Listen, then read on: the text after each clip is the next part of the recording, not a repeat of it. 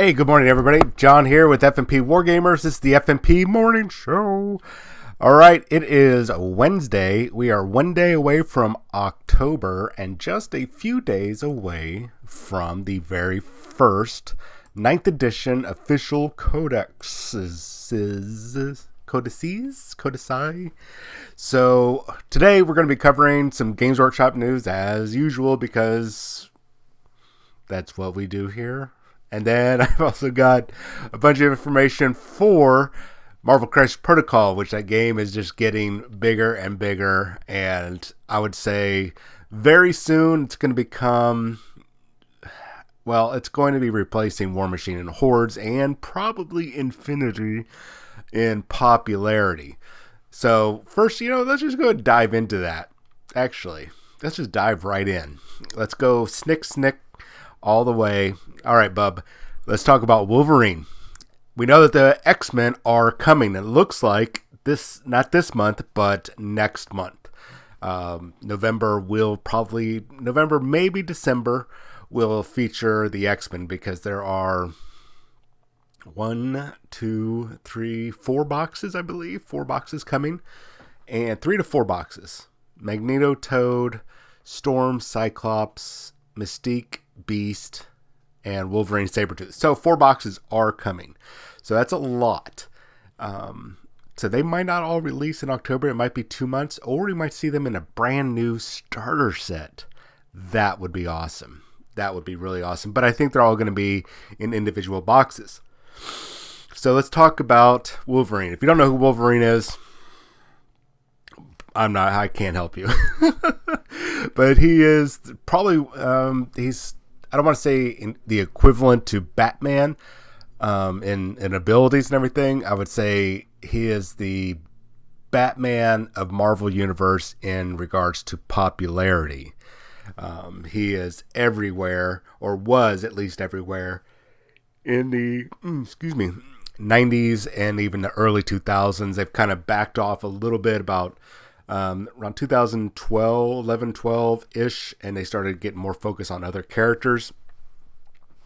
But he is still one of the most iconic Marvel characters next to Spider-Man and Captain America.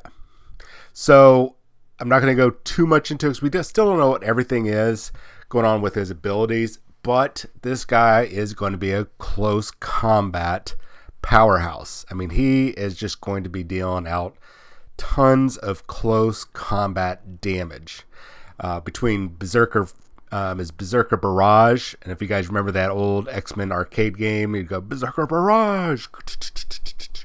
I think he also did that with Marvel vs. Capcom 1 or 2, and Berserker Barrage was one of his signature moves.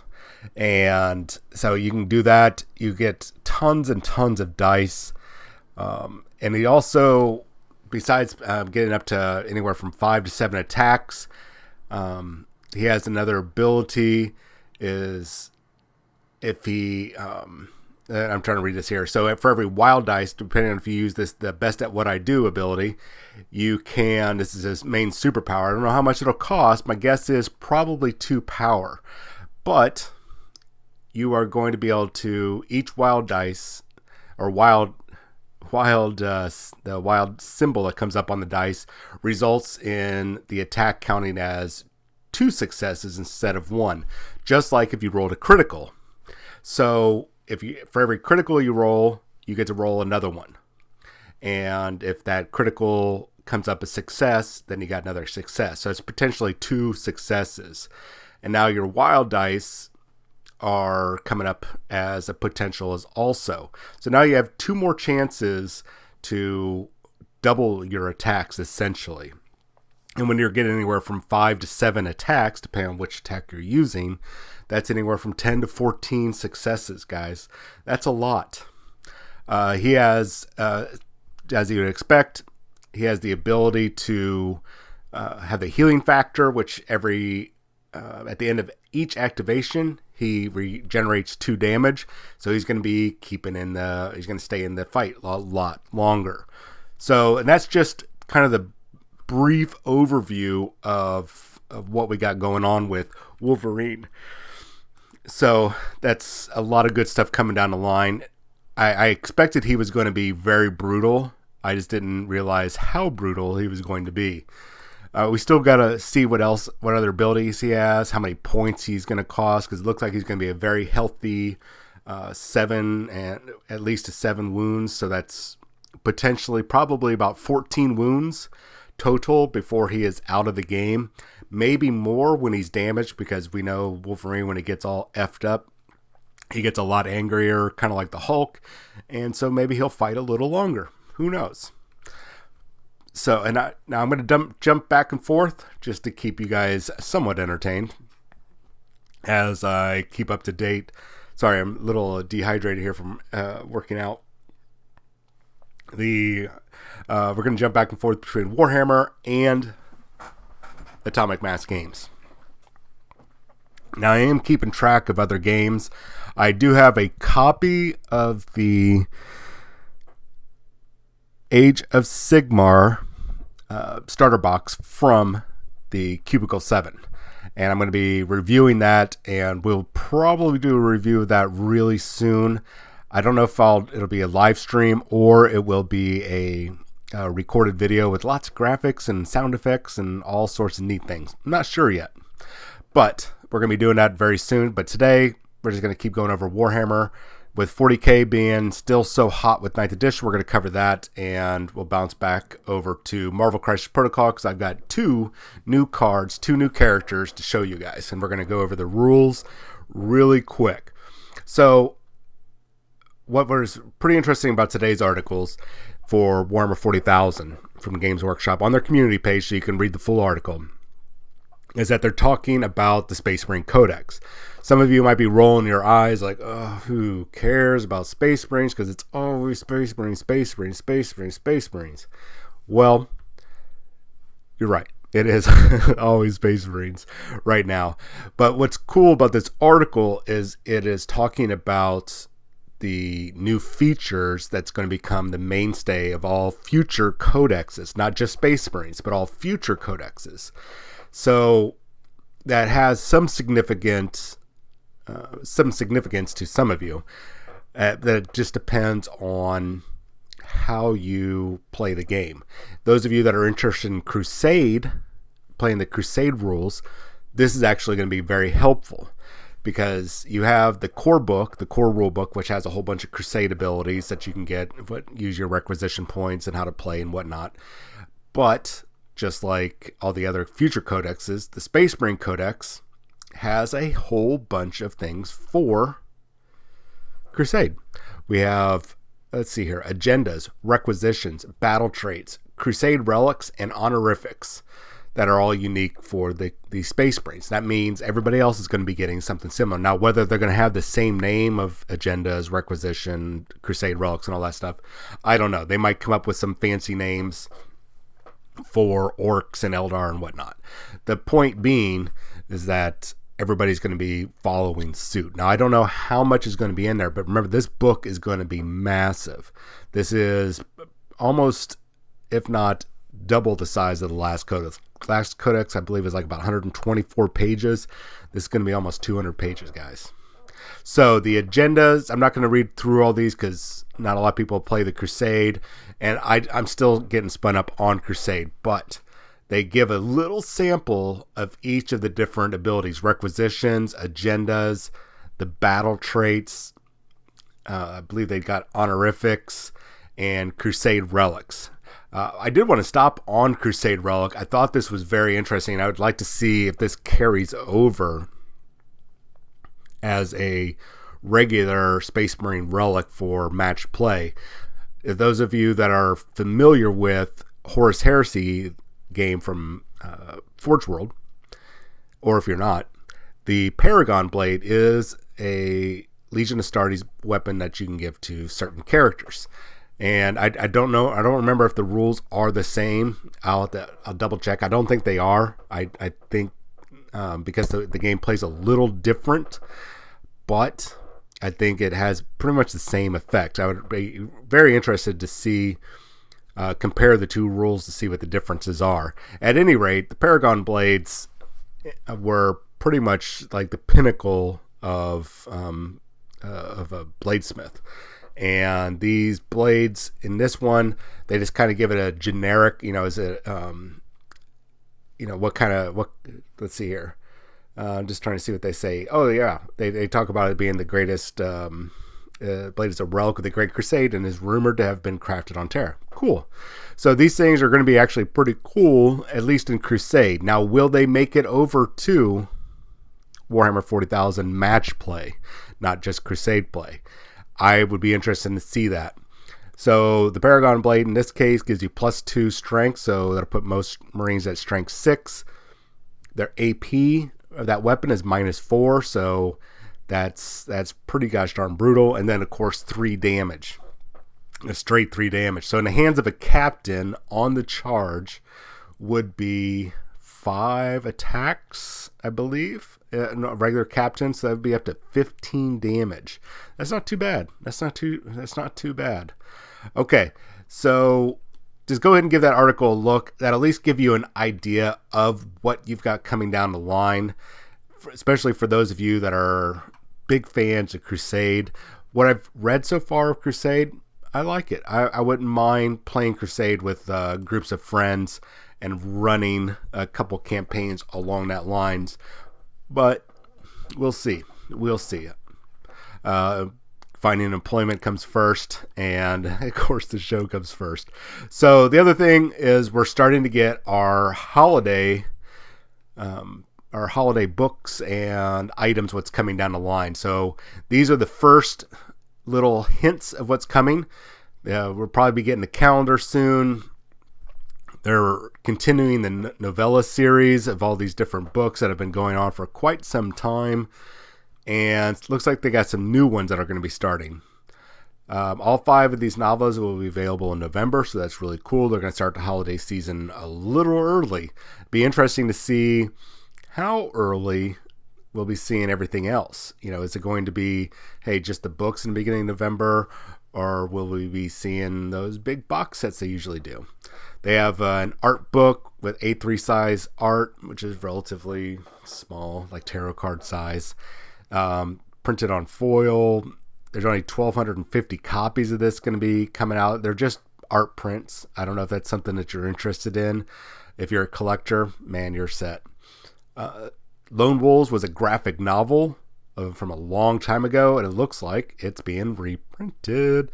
It's Valhallans and Space Wolves, as you can see there, versus Tyranids. So that's, man, we haven't seen that in years. So that's really cool that they've come back with that. I doubt they're going to be coming out with characters like they did for Daemon Fuge, but you never know. And then they've got this wintry surprise. We have no idea what this is, but it says this year's limited mega edition also has a link to the cold white stuff as well. Who knows what this is? But we'll get closer and we'll figure it out. So that's actually really cool. This Christmas is, just read what they say. Okay, Christmas is only in winter across half the world, but you can't deny there's a certain tradition connecting snowy vistas and the festive season. This year's limited mega edition also has a link to the cold white stuff as well as gray armor. So this might be something Space Wolf related. I don't know. Could it be Leman Russ? I don't know. I really don't know, guys. That's really cool that it's a mega limited edition. I really don't. I doubt it's Leman Russ. They wouldn't want to limit the number. So, like I said, we're going to be bouncing back and forth. So let me click this off, and we can go take a look at the first of the things. Taskmaster, Anthony Masters. Those of you not familiar with Taskmaster, he is going to be in the upcoming Black Widow movie that got moved back to 2021, which is unfortunate, but hey, we'll take it. There's nothing we can do about it.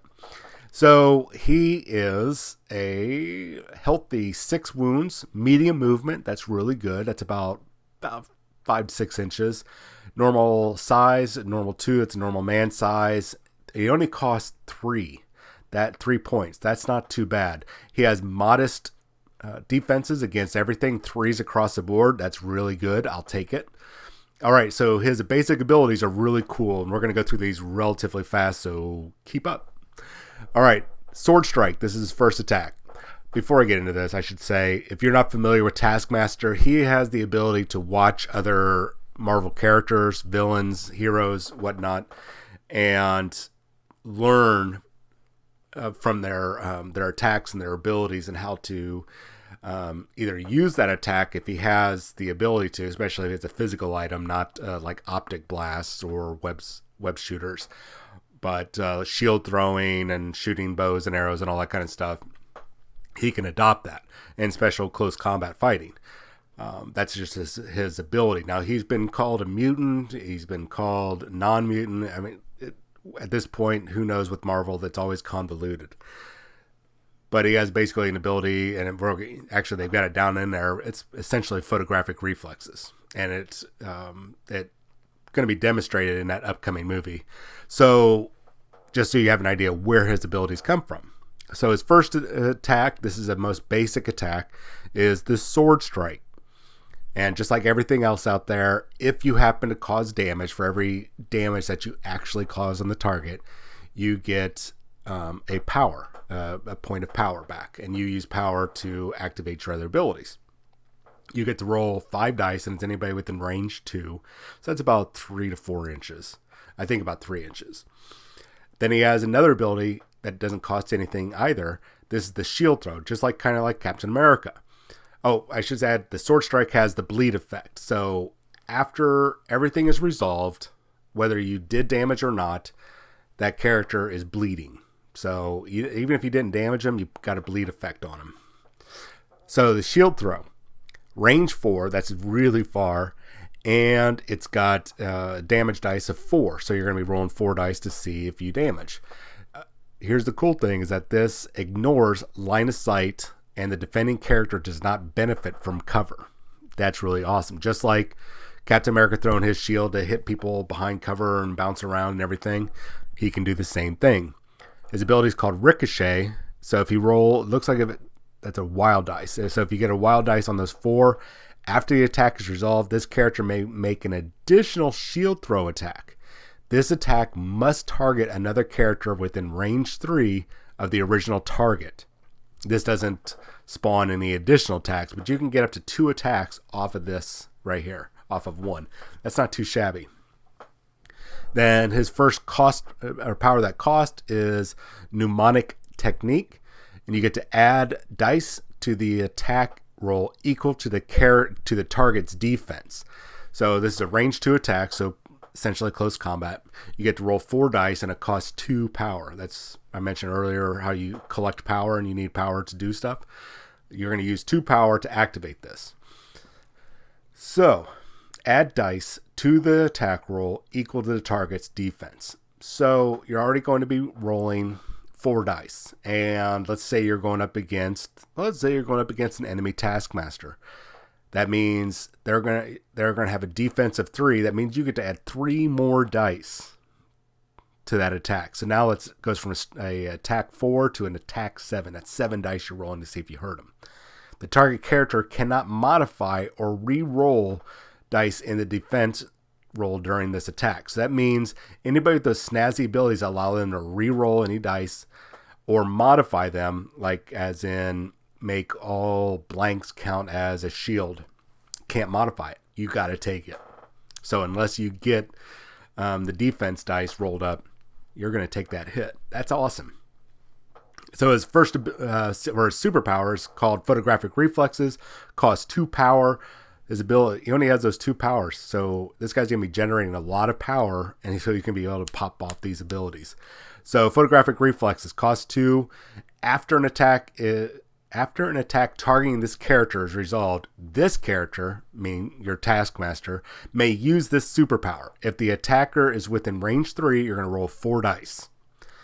You're going to deal 1 damage to the attacker for each critical and each wild effect rolled. I'm trying to zoom in here. If the attacker has already targeted this character with an attack this turn, meaning he's attacking him a second time, roll 6 dice instead of 4. That's pretty awesome. So his first innate ability, this means he doesn't have to activate it, this is always active, is Intuitive Pattern Recognition. If an enemy character targets this character with an attack, and has already targeted this character with an attack this turn, add 2 dice to the defense roll. So add that onto the photographic reflexes. If you're being targeted, you're now by the same character, you're going to be getting 2 more dice. So any of your attack or your defenses are going to go up to 5, no matter what. So you're always going to be getting 5, as long as he is the target of attack. If it's an area effect attack, or it's a beam attack or something, that would be essentially area effect. It's not going to count because you have to be the target. But if you're targeted, you're going to go up to 5 defense dice, and as long as you have some power to burn, you can make some photographic reflexes, make an attack. So then his last innate ability is Martial Artist. When the character is defending against a physical or an energy attack, targeting it from within range 2, this character adds blanks in its defense to its total successes. That is awesome. That means he's extremely hard to hit, especially at close range. So within range 2, that means within close combat range, hence Martial Artist. And so not only is he going to be rolling 5 defense dice because of Intuitive Pattern Recognition. Goodness. But he is now increasing by about, I think it's about 7-8%. An additional, or 2 additional. One additional. Sorry. Yeah, blanks. So blanks, criticals, and defenses. Now he's got 3 out of 8 different things that he can use for defense. That's not bad. That's not bad at all. So this guy is going to be really hard to take down. Oh, and he does have one last ability. We saw this before with Winter Soldier, Bucky Barnes, a rogue agent. And this allows this character to be a good guy or a bad guy. One character with rogue agent counts as an affiliated character during squad building. So the affiliated character during squad building, if you're not familiar with this, whenever you're filling out a team roster and you have, say, Captain America, who's the team leader of the Avengers, if you have 51% of your team is of Avenger status, then everybody gets the Avenger team ability. So what this guy will do is, let's say you're running 4 characters, 5 characters. He can count as an Avenger. And then all you would need is Captain America, this guy, and one other Avenger. So you can have, not Spider-Man, but Iron Man, Captain America, and Taskmaster all as Avengers. And then the other 2 could be, they don't have to be team affiliation. They can just join. So if you want to throw in Spider-Man, Miles Morales, dude, you're set. So that's really cool that they have that available. All right, let's move on to the next guy. A lot of you guys probably know Frank Castle, the Punisher, especially if you watch the Netflix special or the Thomas Jane? I believe it was Thomas Jane when he squared off against John Travolta. There's the old Dolph Lundgren movie with Louis Gossett Jr. And then there was the follow-up to the Thomas Jane Punisher. I forget I think it's Punisher War Journal or Warzone. I'm not sure. I can't remember the actor's name. It's right on the tip of my tongue. But it was kind of not well received. It had, what's that guy's name? Jigsaw as the character. Then, of course, we had the awesome Netflix special that unfortunately got canceled, but that guy became so popular, I really hope that they bring him forward as the Punisher. All right, so let's get into Punisher here. So on his healthy side and his reverse side, I went ahead and double-checked.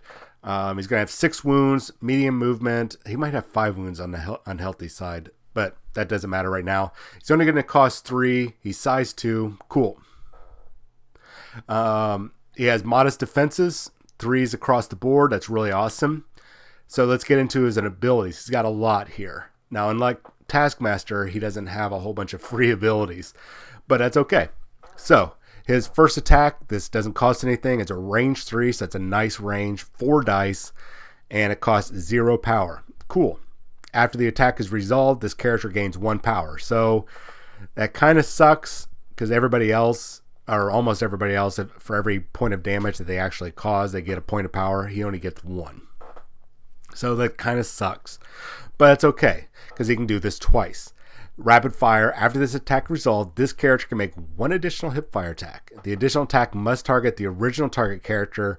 The additional attack does not create another rapid fire special rule. So you could potentially get up to 2 power. Actually, you will get up to 2 power because after the attack is resolved, you get the 1 power. You don't even have to cause damage. So that's actually nice. That's actually really nice. So you're always going to be getting 2 power a turn. Dude, that is really nice because you always start the turn with 1 power. You gain a power at the beginning of the game or at the beginning of the phase. So, wow, that's awesome. All right, sorry. His next attack is aimed shot, range 5. That is the max range, guys. Max range. 7 dice. That's a lot. That's a lot. And 3 power. Remember how I said you're going to have, pretty much at the start of the turn, if you hip fire, you're going to have 3 power. Well, you can pop this off. So any wild dice that you roll is a pierce attack. You can change one of the defending character's successes results to a blank. And if this attack deals damage, after the attack is resolved, the target character gains the stun and slow conditions, but you have to cause damage. That's really nice. His superpower is costing 0. It's called No More Second Chances. You're going to discard 1 to 3 punishment tokens. We're going to get to that in a moment. During the next attack made by this character, this turn, add 1 die to the attack roll for each punishment token. It can only be used once per turn. We'll be getting into punishment tokens in just a moment, but just remember that. You can get up to between 1 and 3 dice, and it doesn't cost anything to activate. Next one is Spec Ops Training, costs 2 power. This character advances short range, so it's just like a real quick, just an extra movement that you can get. And it doesn't count as an action. If it did, it would say action. So you could potentially get up, you could activate this power, still move, and shoot, I believe, yes. You can only use it once per turn. So yeah, you could do that. Sorry. Next one is Warzone. This is a cool power. Costs 3. That's a little expensive, but it's all right. It is an action. It says right there it's an action, so you do have to use one of your 2 actions a turn. Choose an interactive terrain feature of size 3 or less within range 4 of this character. Enemy characters within range 1 of that terrain piece, so if they're hiding behind cover, are going to suffer 2 damage. They just suffer 2 damage. The terrain feature is destroyed and removed from the battlefield. You guys probably heard me talk many times before that terrain in this game is destroyable. You can pick it up and throw it at people if you're strong enough. Everything is usable in this game. You can only use that once per turn. That's a really cool power or ability. The Fallen. When another allied character, so whenever one of your teammates is dazed, that means they get flipped over to their damage size, or they're KO'd, which means they're knocked out of the game. They're done for the rest of the game by an enemy effect. This character, meaning the Punisher, gains a punishment token. This character may have a maximum of 3 punishment tokens at any time. So going back to that No More Second Chances, this is going to be a late game ability. You're probably going to see that going into turn 3, maybe turn 2, but probably game or phase or turn 3 and onwards. But as your guys start dropping off, Frank Castle is going to be sitting there going, oh, okay, that's one of my guys. Now I got to avenge him. I got to punish the perpetrators. So he's actually not too shabby. I mean, he's not super great, but he's not too bad for 3. I mean, he can deal a lot of damage. I'm a little impressed with him. I think there's better characters to take, but he is not too shabby. There's a place for him. I just haven't figured out where that place is yet. I just don't know where he fits in just yet. I don't know yet. All right. Let's get back to this. All right. Let's double check, see if Warhammer has updated anything, or we're just going to be done for the day. All right. So we are going to try again because I've been having internet issues like crazy. They're doing all sorts of construction out, so I was not able to do the Havoc Maker Studio the other night. We're going to attempt to do that today at 7:30 p.m. Central Time. Going to cross our fingers because I've got Ghost Rider. I want to get him painted on camera and during the show and chat with you guys because I haven't done it for a long time. So make sure you come over to Havoc Maker Studios and join me for some paint and chat. And hopefully we'll have some more news to pass on. Now, coming up this weekend, as I mentioned on Monday, we are going to be seeing the first week of pre-orders for all the new Necron and Space Marine stuff. That includes the codex, their data cards, their special editions, and the first 5 miniatures. 6 miniatures. 6 miniatures? Yes. Silent King, the Canoptic Doom something Stalker, and the Necron Destroyer, the Heavy Destroyer. And then for the Space Marines, they're going to get their Primaris Chaplain on a bike. They're going to get the ATV, the Primaris ATV Invader, I believe it's called, and then the Firestrike turret. Those are all going to be coming not coming this week, but they're all going to go on pre-order on Saturday. Now, also, there's a bunch of limited edition dice. I just want to remind you guys. So those of you that go to, like, say, Atomic Hobby Shop in Cypress, Texas, or you go over to Etten Games and Hobbies in Humble, or even Fat Ogre up in, I don't know why I'm pointing that way, the Woodlands. Shout out to Goldmine Games. Wherever you guys go to, there's going to be a limited quantity of these special dice. So the Necron dice, the stores are limited to 2 sets.